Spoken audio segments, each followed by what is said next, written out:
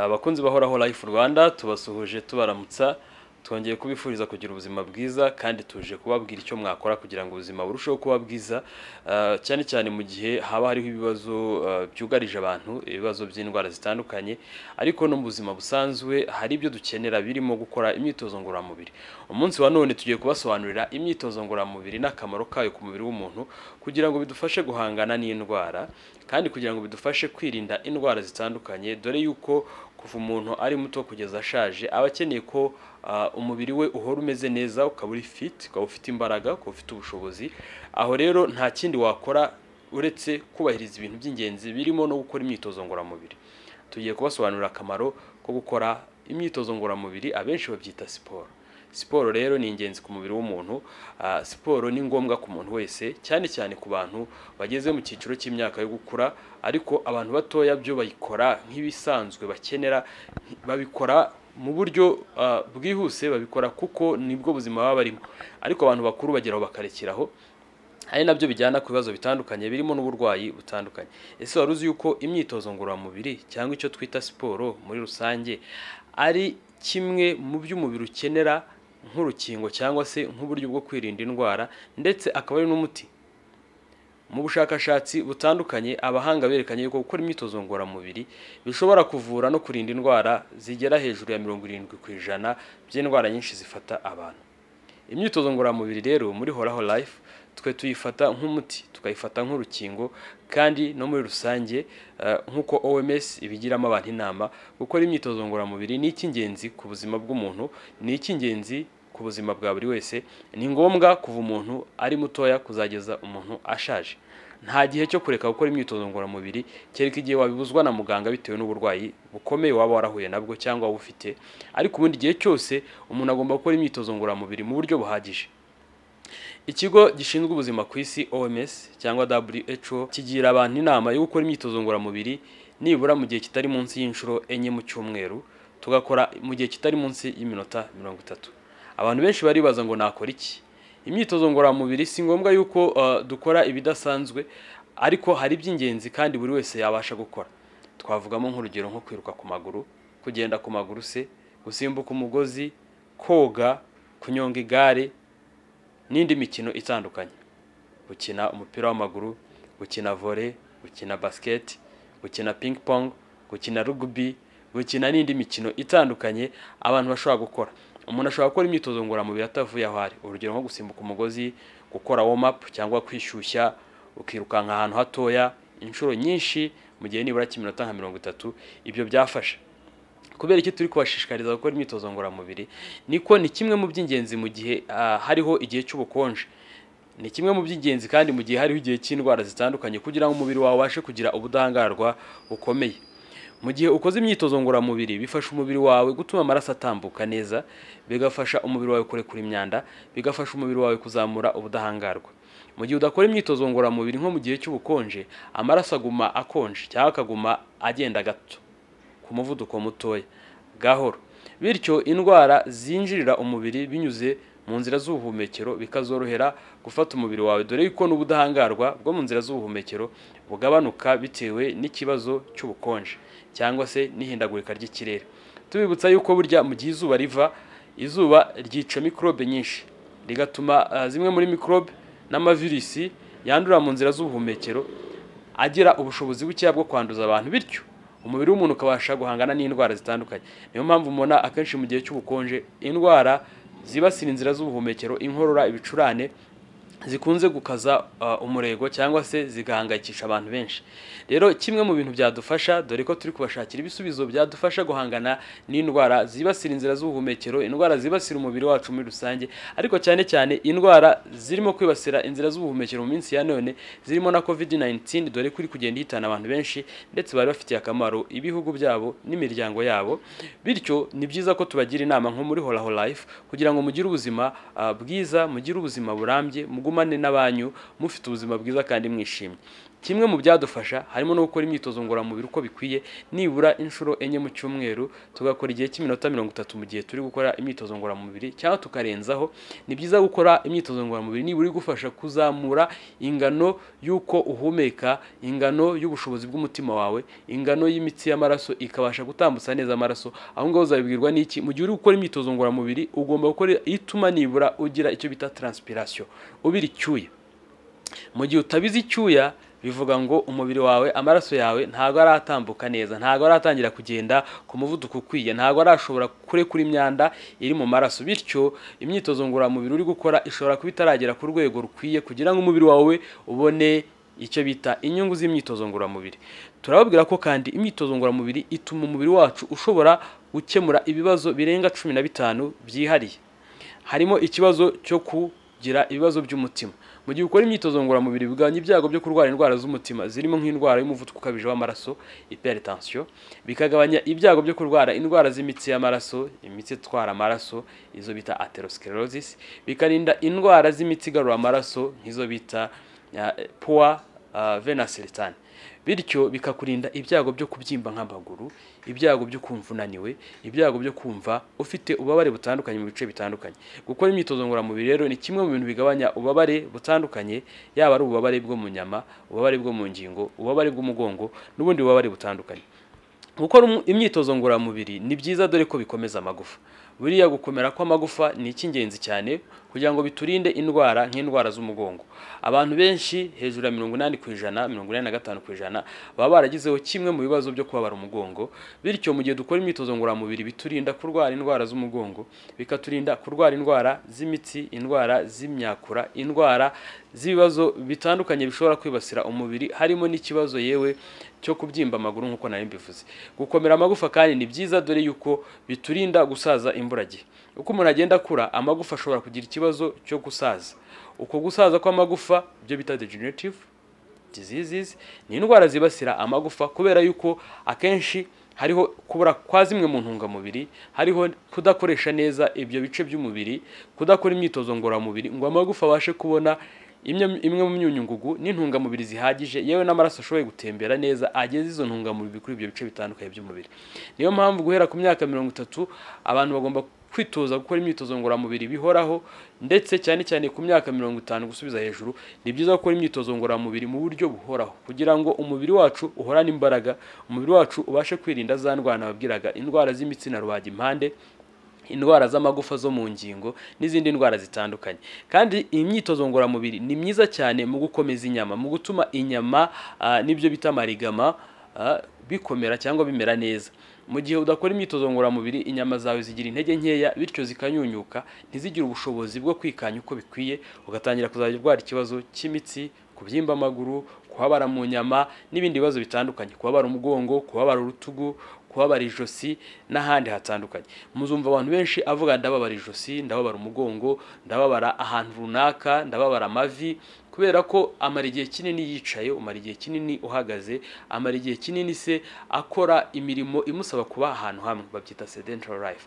Ubwo buzima bwo kuba ahantu hamwe rero butuma inyama zigira intege nkeya, bityo bikajyana ku bubabare bwo mu nyama. Ubwo bubabare bwo mu nyama iyo ukora imyitozo ngororamubiri uko bikwiye mu buryo bwiza, bituma ibyo byago bitakwibasira, bikakurinda kugira indwara zitandukanye. Twabibukije kandi ko imyitozo ngororamubiri iturinda indwara zo mu nzira z'ubuhumekero, ndetse ikadufasha kuzamura ubudahangarwa bwo muri za nzira, bikaturinda kurwara indwara zitandukanye. Twababwiye mu nkuru zibanza yuko burya impamvu tutarwara si uko umubiri utahuye n'indwara, ahubwo impamvu tutarwara kenshi ni ko ubudahangarwa bw'umubiri wacu buba bufite ubushobozi bwo guhangana n'indwara.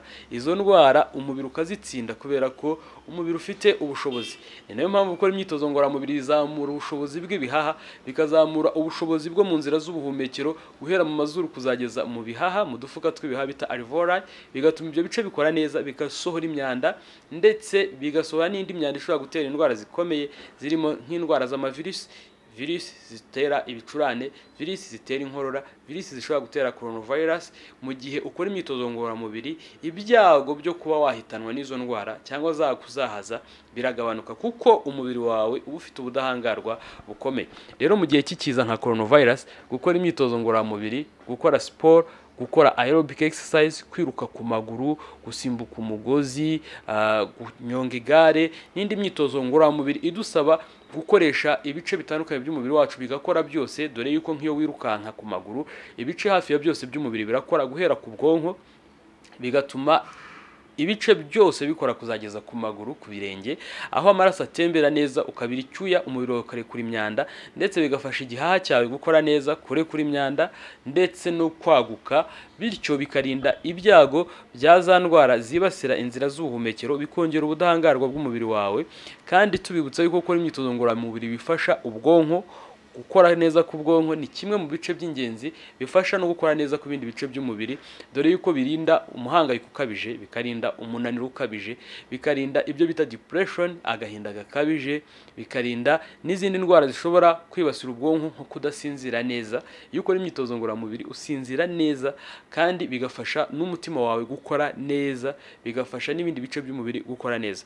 Gukora imyitozo ngororamubiri ni icy'ingenzi cyane ku rwungano ngogozi. Ku bantu bagira nk'ikibazo cya constipation cyangwa impatwe, kutajya ku musarane neza, gukora imyitozo ngororamubiri byagufasha gutuma icyo kibazo kivaho, dore yuko ukora imyitozo ngororamubiri bituma amara n'ibindi bice bitandukanye bishinzwe akazi mu igogora ry'umubiri, mu igogora ry'ibyo tuba twariye, bya bindi bigenda neza, bigasohoka imyanda iri mu mara igasohoka, bityo bikaturinda indwara z'amara. Gukora imyitozo ngororamubiri ni byiza cyane cyane nanone ku nyama zo mu nda zirimo nk'umwijima, impyiko, dore yuko bituma ibyo bice bikora neza, bigashobora kurekura imyanda ntitinde mu mubiri. Gukora imyitozo ngororamubiri bifasha n'ibijyanye n'imyororokere, dore yuko ku mugabo no ku mugore gukora imyitozo ngororamubiri bituma bahorana imbaraga z'umubiri, bahorana bameze neza, bakumva bafite morale, kandi bigatuma ibyo bice byose imisemburo iringanira ikaba ku kigero cyiza. Gukora imyitozo ngororamubiri ni iby'ingenzi cyane mu kuringaniza igipimo cy'urugimbu n'ibinure mu mubiri wacu, bityo bikaturinda kugira umubyibuho ukabije.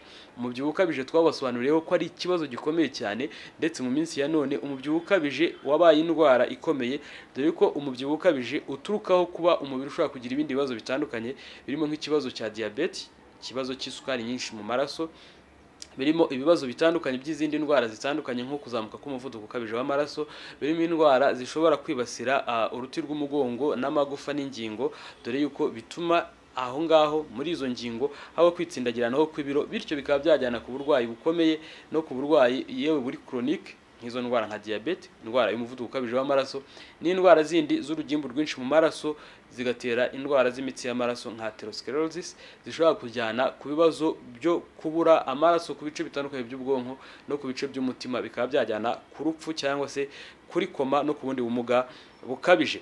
Indwara kandi zitandukanye mu gihe ukoze siporo urazirinda, zirimo indwara zandura n'izitandura, dore yuko siporo izwiho kuba ubwayo ifite ubushobozi bwo kuvura izo ndwara. Tuvuge nko mu gihe ufite ikibazo cy'ububabare bukabije butandukanye buturuka yenda kudakora imyitozo ngororamubiri neza, ububabare bw'umugongo, ububabare bwo mu nda, ububabare butandukanye, mu gihe ukora siporo bugenda buvaho. Kandi gukora siporo birinda ibyago byo kugira ikibazo cyo kurwara impatwe, bigakuraho ibyago byo kugira imyanda myinshi mu mubiri, bigakuraho ikibazo cyo kugira umunaniro ukabije. Hanyuma gukora imyitozo ngororamubiri kandi uko nabibasobanuye bishobora kuvura indwara zirenga 70%, hari n'izindi bivura uwo utazi. Gukora imyitozo ngororamubiri bituma umubiri wose muri rusange ukora neza, bityo bikarinda umubiri kurwaragurika, kandi bigatuma umubiri ukora neza. Mu gihe ukora imyitozo ngororamubiri ni byiza kwita kuko uyikora n'uburyo uyikoramo. Niyo mpamvu muri Horaho Life tubagira inama yo kugana abaganga banyu cyangwa se kugana abahanga mu by'ubuvuzi, kugira ngo babasobanurire imyitozo ngororamubiri myiza kurushaho. Ariko muri rusange imyitozo ngororamubiri umuntu yayikora uwo ari we wese, bitabaye ngombwa ko ajya kureba na muganga. Ariko mu gihe waba ushidikanya ku myitozo ngororamubiri ukeneye, ni byiza kugana muganga. Muri Horaho Life nicyo tuhabereye kugira ngo tubafashe, kugira ngo tubagire inama, tubasobanurire imwe mu myitozo ngororamubiri wakora. Cyane cyane ku bantu bafite ibinure byinshi, bafite umubyibuho ukabije, hari igihe imyitozo ngororamubiri myinshi ibagora. Yaba kwirukanka bikamugora kubera ko atabasha kwiterura, yaba gusimbuka umugozi bikaba byamutera ikibazo kubera yuko abafite ibiro byinshi kwitsindagiranaho kw'ibiro bikaba byamutera ibibazo by'umugongo n'izindi mpamvu. Aha niho muri Horaho Life tubanza kubashakira bimwe mu bisubizo birimo nk'igisubizo ku mubyibuho ukabije ugomba kubanza ukagabanya bya binure by'umurengera, ukagabanya bya biro kugira ngo nibura ugere ku rwego rwo kubasha gukora imyitozo ngororamubiri mu buryo bukunegeye. Aha ngaha niho Pro Slim Tea icyayi kiboneka muri Horaho Life muri etaje ya gatatu kwa Rubangura mu muryango wa 302. Ubu ni ubwoko bw'icyayi gikoreshwa mu kugabanya umubyibuho ukabije, mu kugabanya urugimbu, mu kugabanya ibiro. Pro Slim Tea inyobwa mu mazi kandi nta ngaruka igira ku mubiri w'umuntu. Birahagije ko ukoresha tea bag imwe ya Pro Slim Tea ukayinywa mu mazi atarenze litiro imwe y'amazi ku munsi, bityo bikadufasha gukuraho ibinure by'umurengera, bikadufasha kugabanya bya biro, bityo bikaguha n'ubushobozi bwo gukora imyitozo ngororamubiri utaremerewe kandi bikoroheye. Pro Slim Tea wayisanga mu mujyi wa Kigali kwa Rubangura nkuko nabibabwiye, ni muri etaje gatatu mu muryango wa 302. Pro Slim Tea abantu bayikoresheje bayitangira ubuhamya kandi mu buryo buri medical, igizwe n'ibimera nta bindi byongerwamo, ubwayo ni naturel, ikaba igizwe n'ibimera bifite ubushobozi bwo kugabanya ibinure by'umurengera ku mubiri w'umuntu, bityo umuntu agasigarana ibinure yifuza bimworohera gukora imyitozo ngororamubiri.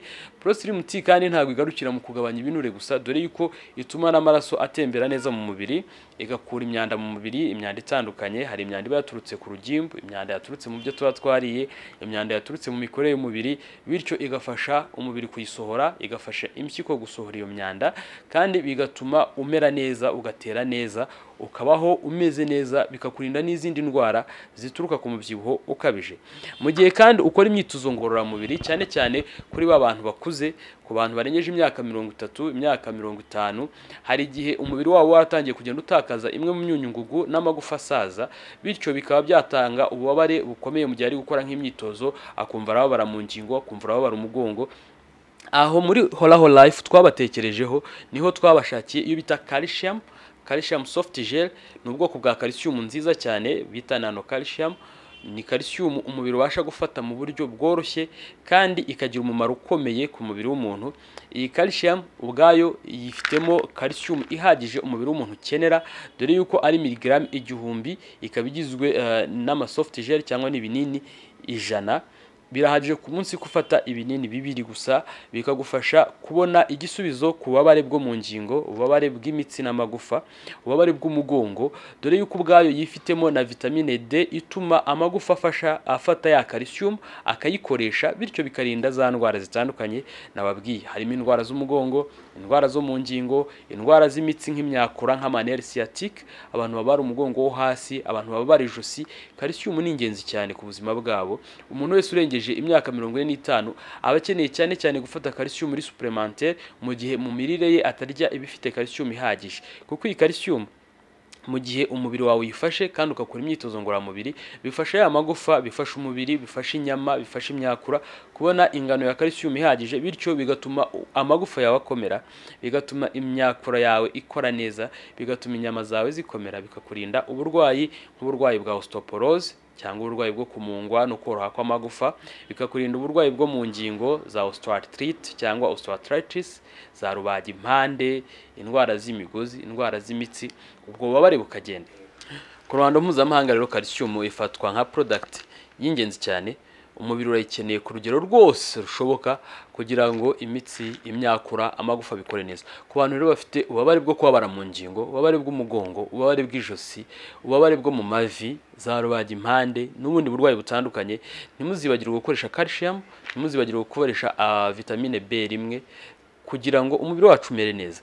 Kandi imyitozo ngororamubiri nkuko twabibabwiye ni ngombwa. Buri muntu nibura yakagombye kugerageza gukora imyitozo ngororamubiri bitari munsi y'inshuro 3 mu cyumweru, iminota 30, ukagerageza ugakora ku buryo ushyuha, ku buryo ubira icyuya, ku buryo umubiri wawe nawe wumva ko wakoze. Imyitozo ngororamubiri ni ingenzi.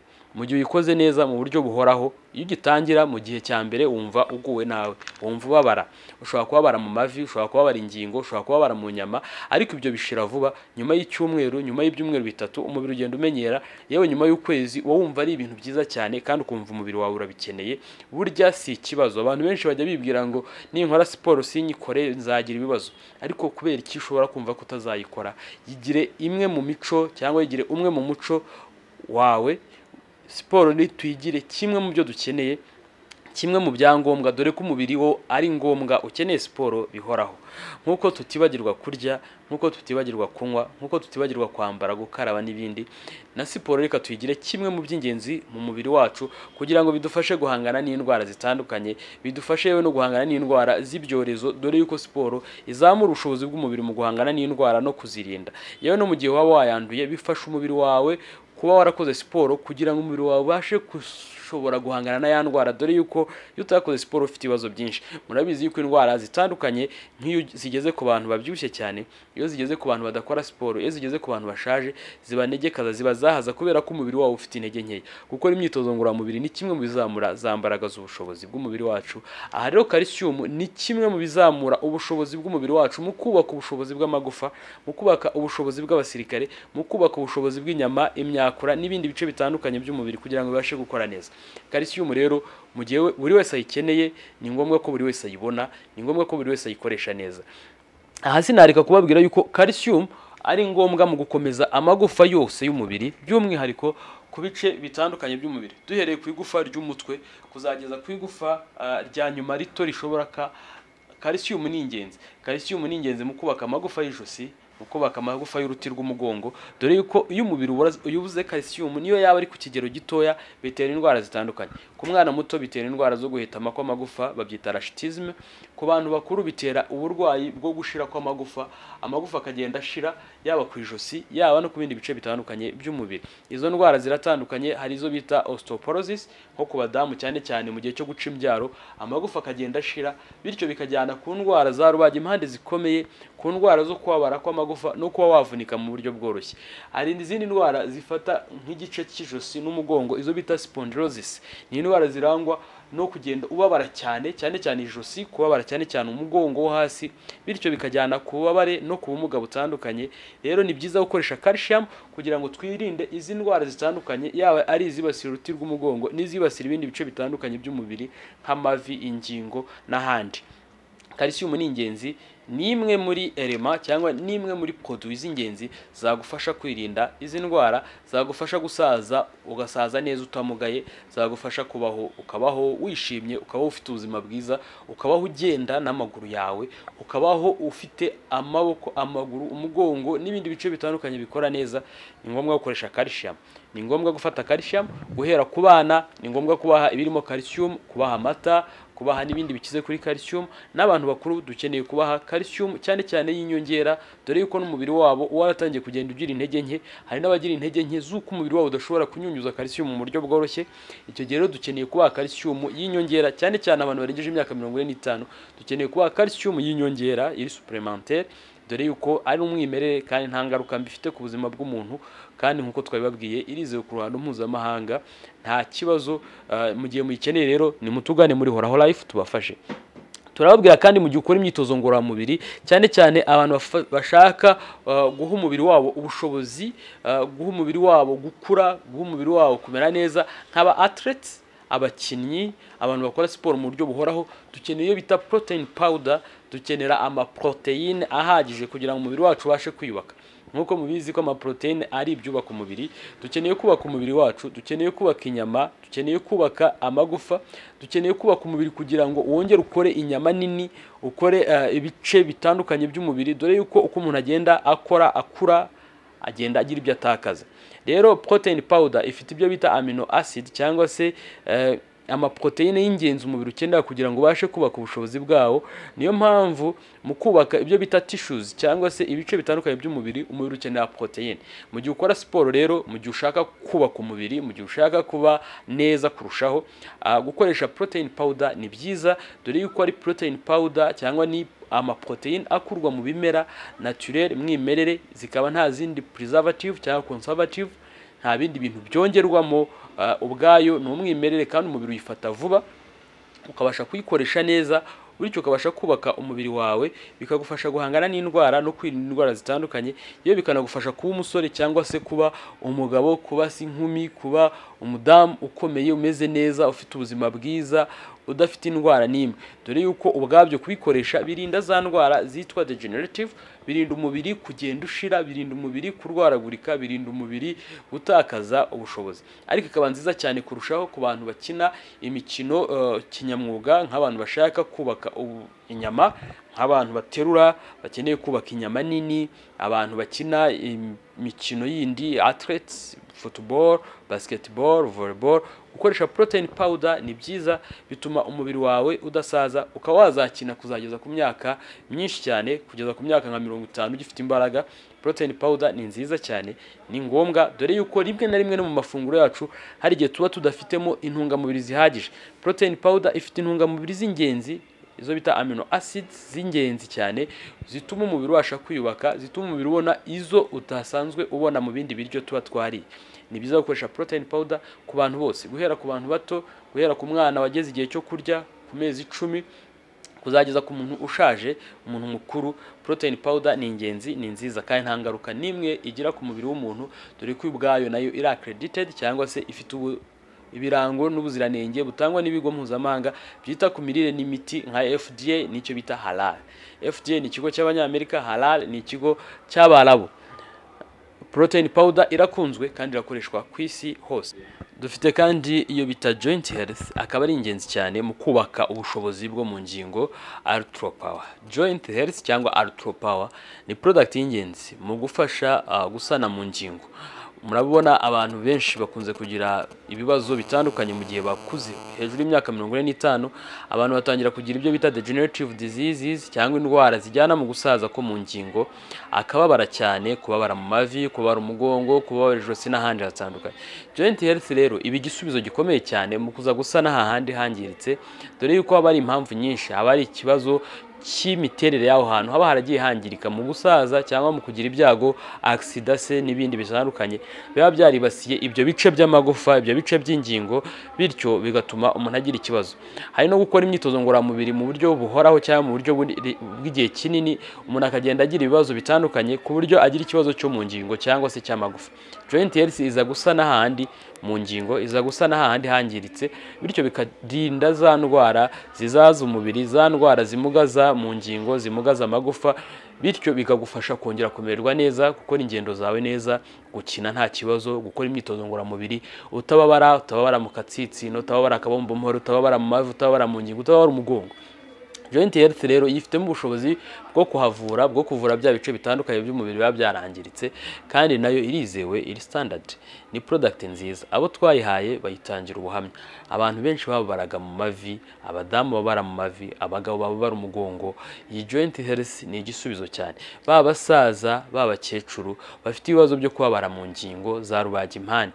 Joint health calcium protein powder ni ingenzi cyane ku mibiri yabo, mu buryo bwo kubaka ubushobozi bw'umubiri wabo, mu buryo bwo kubaka mu ngingo, mu buryo kubarinda za ndwara zishobora no kubamugaza, zikababuza kugenda, zikababuza kuva mu rugo, zikabaheza mu gitanda. Joint health calcium protein powder ni ingenzi. Tutibagiye yuko twababwiye ko Proslim T ari ingenzi cyane ku bantu bafite ibinure, abantu bafite umubyibuho ukabije ubabuza gukora imyitozo ngororamubiri cyangwa ubabangamiye, ugomba gukuraho ibyo binure ugasigara umeze neza. Nta handi mwabisanga, ni muri Horaho Life mu mujyi wa Kigali kwa Rubangura, ni muri etage ya 3 mu muryango wa 302, kandi mwaduhamagara kuri 0788698813. Mwibuke gukora subscribe mukurikira amakuru yacu ku buzima, dore yuko ubuzima bwiza buriya buhera mu kumenya amakuru. Icyambere ni amakuru nk'uko bivugwa, ariko icya kabiri ni ugushyira mu bikorwa ibyo tuba twabasobanuriye. Ni mutugane aho mutabyumva neza, ni mutugane aho mukeneye amakuru yibanze cyangwa se arushijeho, tubafashe, dore yuko ubuzima bwanyu natwe biri mu nshingano zacu kubitaho. Murakoze cyane, nimugira amahoro.